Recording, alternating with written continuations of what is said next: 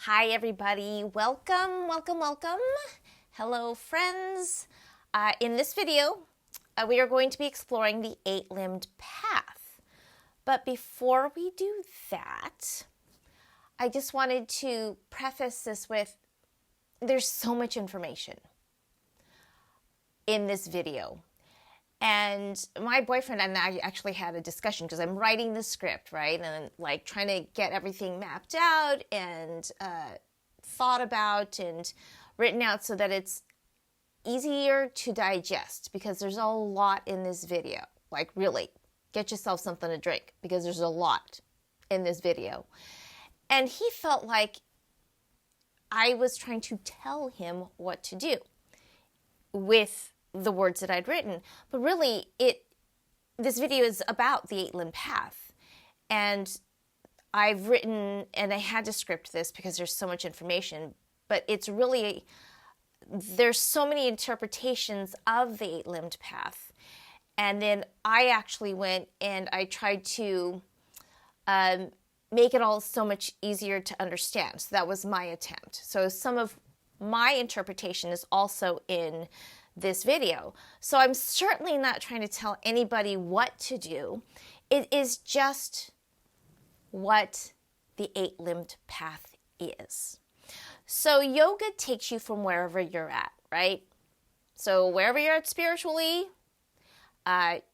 take it from there, right? If you're not a spiritual person, then this is just going to be information for you. If you are a spiritual person, then you might connect to this. But even if you aren't a spiritual person, there might be some of the limbs that will just resonate with you. Okay? So, with that said, okay, there is so much more to yoga than the poses. And very often in the Western world, the emphasis is only on the physical practice, the asana practice.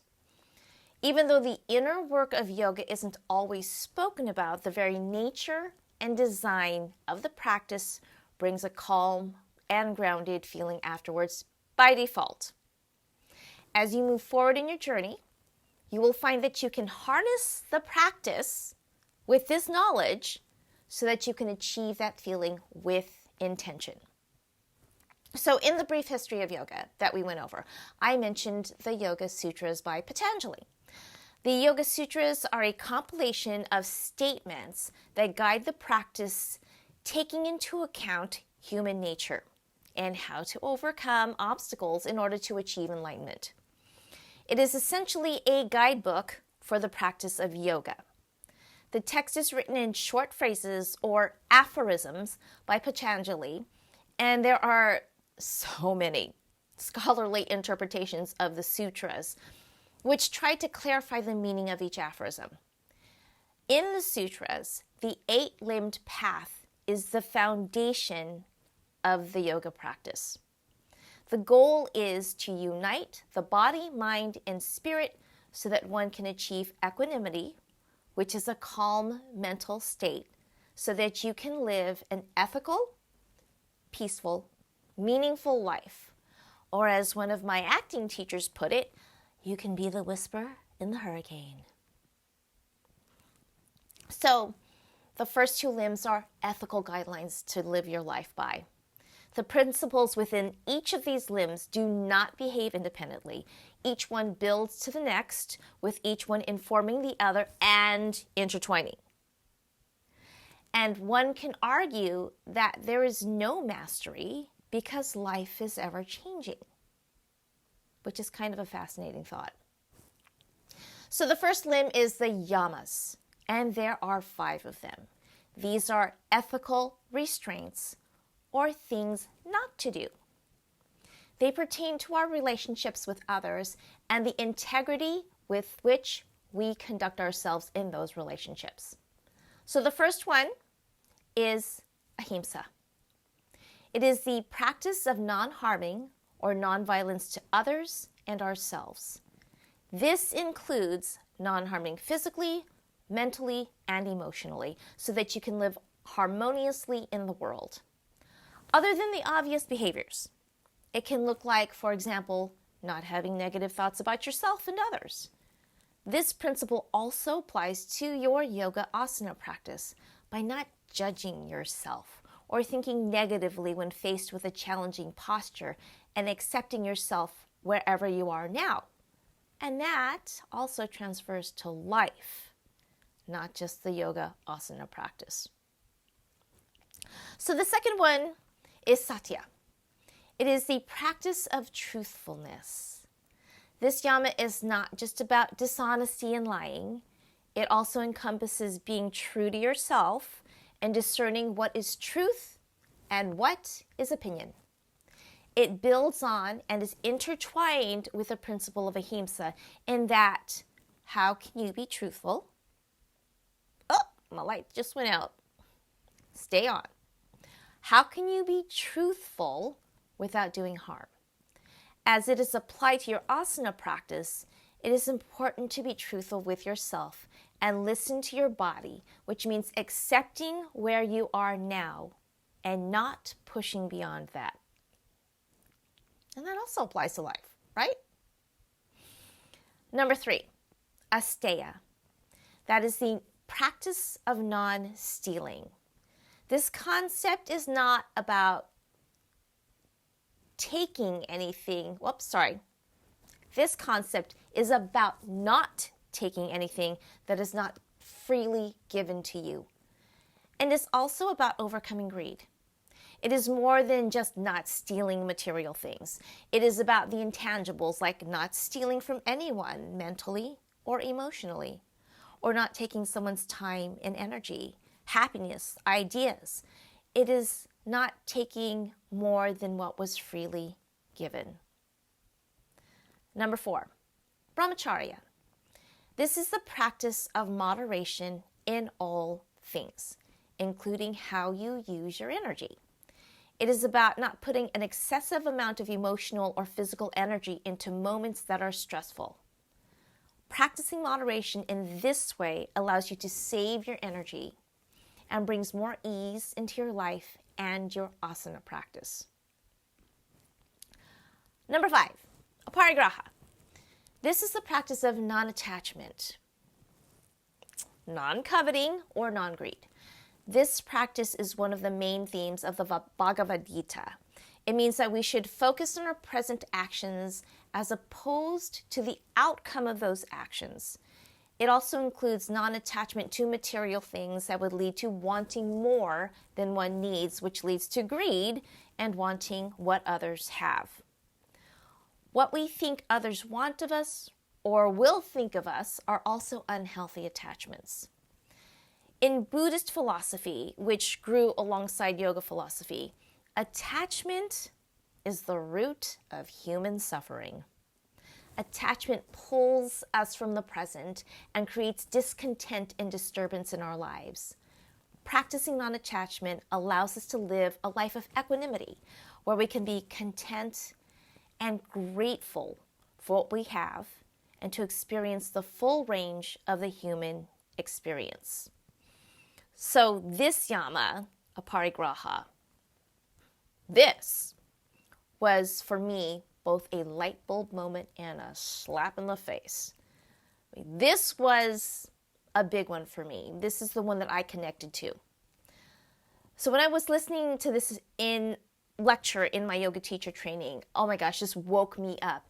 And I could see that I was entangled in this pattern of being so invested and focused on the outcome of whatever I was doing that I wasn't enjoying the process or even just day-to-day life, because my waking moments were taken up by worrying about this outcome that I needed. I spent so much energy and time fantasizing about outcome and trying to wish it into reality that it was emotionally exhausting. So when I learned about this yama, I just decided to try practicing non-attachment because this really just opened my eyes. And in making it a purposeful practice, I now feel more grounded, more present, and I feel less disturbed and anxious because I'm making it a conscious effort to not be attached to outcome. And it is something that I have to work on every single day. But I am so much better for it. So the second limb of the 8-limbed path is the niyamas, of which there are also 5. These concern personal observances, self-discipline, and things we should do, like establishing our sense of self-integrity and carving out the time to take care of ourselves in all ways. Number 1, saucha. This is the practice of cleanliness and purification. It's pretty much what it says. Cleanliness and purification of the body, mind, and our surroundings. So general good hygiene, eating a healthy diet, and exercise promote cleanliness and purification of the body. We also need to be mindful of negativity in our minds and have thoughts that bring about positivity, because that translates into positive actions instead of negative ones. Meditation is considered a necessity for purifying the mind. Our surroundings influence us too. A messy, cluttered environment can leave us feeling scattered, and a clean, clear environment leads to a clear mind. Number 2, santosha. This is also a big one for me, and one that lately I've been exploring more. So santosha is contentment, and it is not attained by achieving goals, acquiring things, or looking outside of ourselves for happiness. It is being content with what you have and where you are now. And of course, there's gratitude in that as well. It's seeing the good in it. And it's also having gratitude for what you have and where you are now, even in challenging times. It allows us to experience the simple joys of life and to be open to any and all possibilities without attachment to outcomes. Everything we need is within us. I'm going to say it again. Everything we need is within us. And the peace that comes from contentment anchors us in all situations. I think of it as living in the calm within the eye of the hurricane. In the calm, we can see objectively. It doesn't mean we don't experience emotions or that we can't be ambitious. What it means is that we can have the human experience from a place of contentment and peace instead of a place of scarcity and angst. We can move forward from that place of contentment as our authentic selves. Number 3, tapas. Tapas is the practice of self-discipline and austerity. It is having the self-discipline to leave bad habits behind and replace them with good habits that we practice consistently to purify the body, mind, and our environment. This concept pertains to all areas of our lives, like eating a healthy diet, cleaning and decluttering your home, exercising, changing negative thought patterns in how we communicate positively with others. It is not about working harder. It is about consistently making choices, big or small, for your higher good. And it's also the opposite, where we choose to not do things that negatively impact us. Number 4, svadhyaya. This is the practice of self-study. This one took a while for me to write. So it's a practice of self-study in order to come back to our true self. The traditional yoga teaching image is that of the ocean and the waves in the ocean. The ocean representing the universal consciousness, and the waves represent each of us individually, cresting and falling, visually separate in the ocean, seemingly independent. But the truth is that the waves are the ocean, which means we are part of the universal consciousness and not separate from it. Self-study in this context is the objective observation of ourselves without seeing through the lens of our ego, so that we can find the true self that lies within us, which is connected to the universal consciousness. Finding our true selves requires us to reflect without judgment on why we make the choices we've made and the patterns of behavior we turn to that don't serve our higher good. We can then become aware of when we make choices from our ego or from our true selves within. Number five. Ishvara Pranidhana. This one was also a lot to write, or for me to collate in my mind. Ishvara Pranidhana is the practice of surrender to a higher source, or some would say our true self. It moves us beyond thinking and living from the ego. The ego is only concerned with what serves the ego, even though it is the cause of the disturbances in our mind and disconnects us from the divine and from our true self. Surrender in this context is surrendering control of things we cannot control and trusting that whatever happens is for our highest good. This surrender gives us the freedom to really be present and living in the beauty of just being alive. From that presence, we can really hear our true voice within to reconnect back to ourselves and thus back to the divine.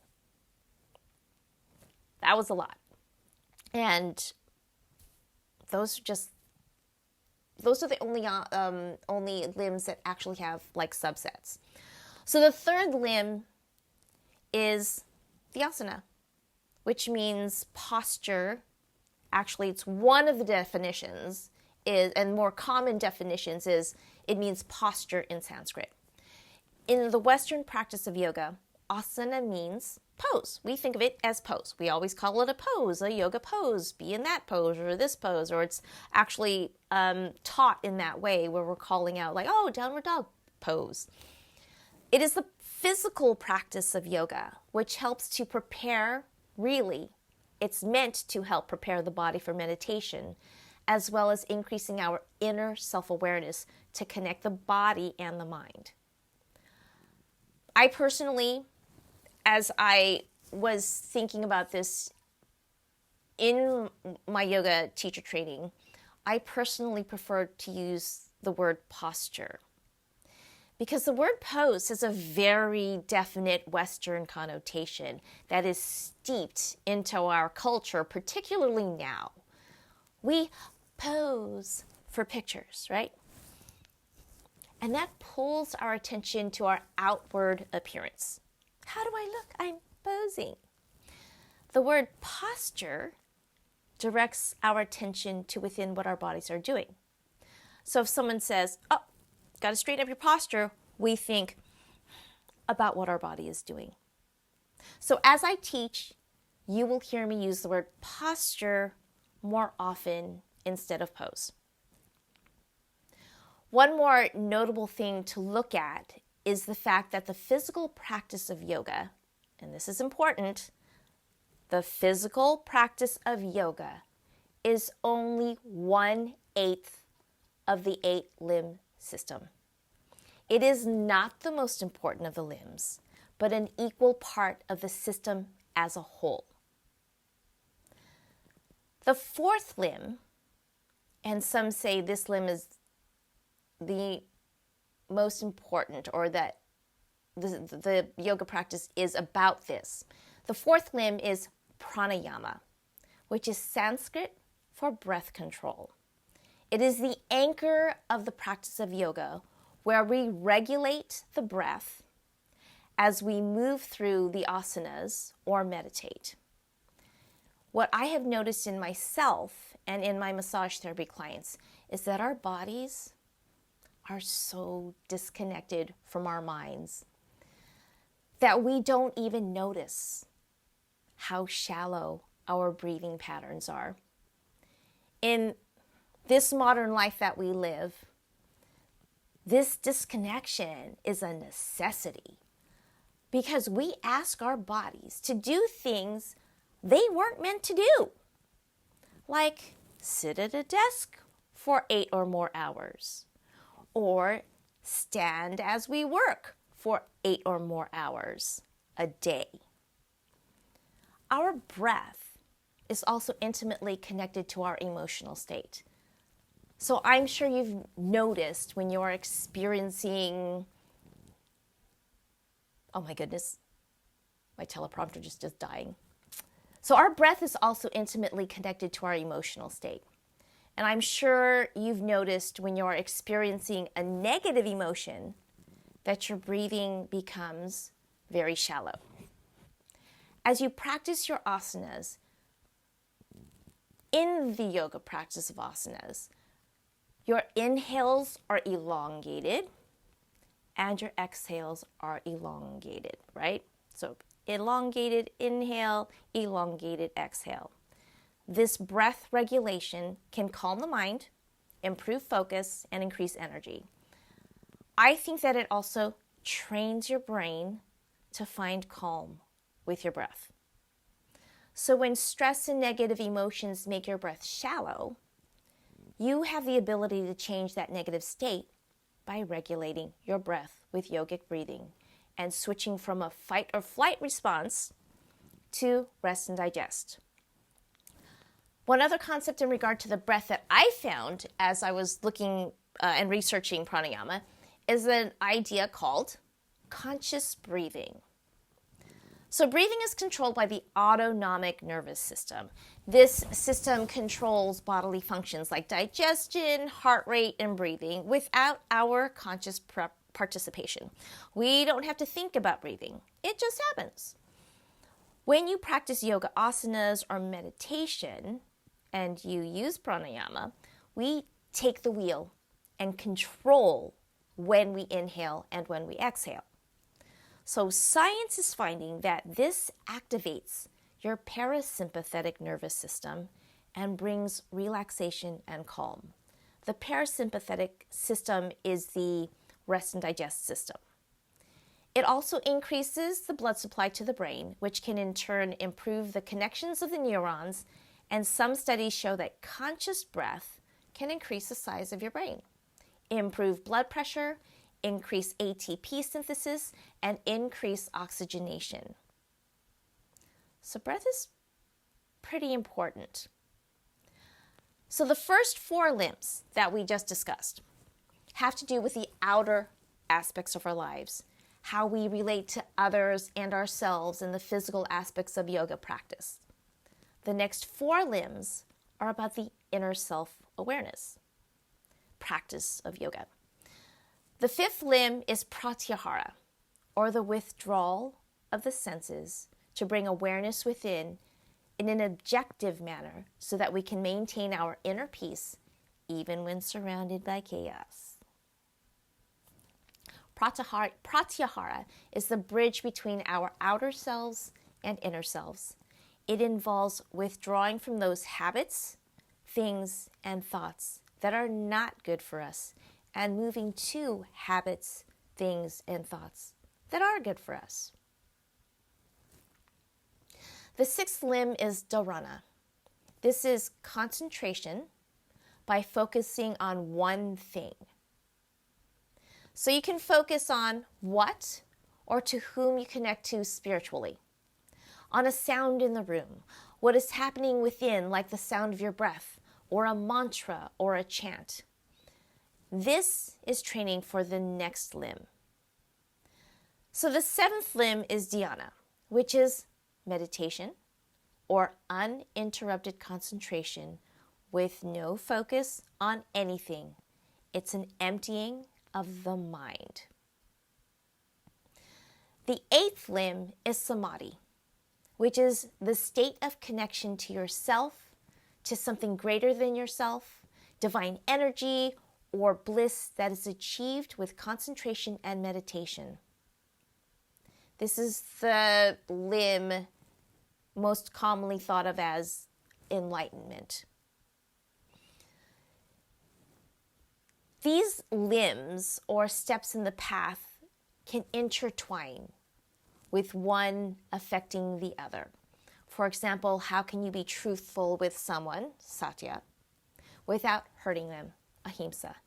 And how can you not hurt yourself, ahimsa, in that process? I personally don't think the path is completely linear, and there is no time limit or completion date for you to meet. You tackle obstacles as they come into your life, which means that this yoga practice, this 8-limbed practice, is a lifelong practice. So the way I think of it all is that yoga really is one of the first self-help practices that was created. It has a guidebook, the Yoga Sutras, with a plan that takes into account the human condition and how to overcome obstacles of the mind. It was created thousands of years ago, and its benefits are being proven with modern science. And that to me is absolutely mind-blowing. So I hope that this basic understanding of yoga philosophy helps you to see yoga in a different way, and that it is much more than the postures. And that the postures are a way to experience the 8-limbed path, because the 8-limbed path, every part of it is interwoven into the asana practice, which is kind of wild. So that was a lot, but I hope that you learned something about yoga philosophy and how this applies to the physical practice. And I hope that you connected to some of it like I did. For me, I totally connected to aparigraha. And now I'm looking at more finding contentment in life in every way. So,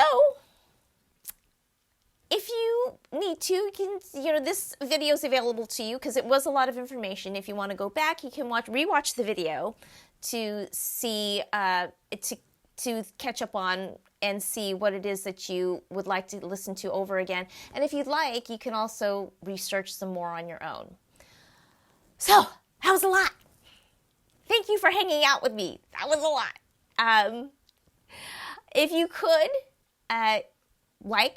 subscribe, because apparently the algorithm gods need to be pleased. So if you do that, that would be wonderful and awesome. The next video I think I'm doing, is the paradigm shift that's happening in yoga teaching. This one has been super helpful for my clients who felt like yoga was never for them. This one explains a lot. So I'll see you in the next one. Hope you're all well, and I'll see you soon. Bye.